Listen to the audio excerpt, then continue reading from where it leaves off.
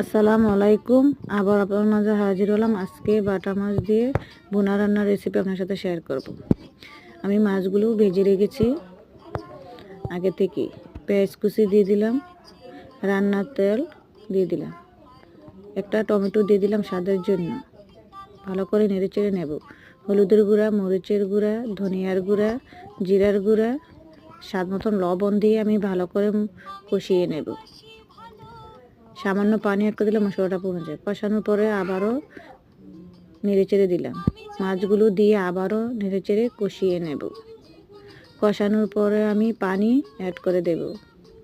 আবারও নেড়েচেড়ে দিলাম। 2-3টা কাঁচামরিচ দিয়ে দিলাম, ধনেপাতা দিয়ে দিলাম। ধনেপাতা দিয়ে আবারও নেড়েচেড়ে দিলাম। আমার রান্নাটা যদি ভালো হয়ে থাকে লাইক কমেন্ট সাবস্ক্রাইব করে দিবেন। আল্লাহ হাফেজ।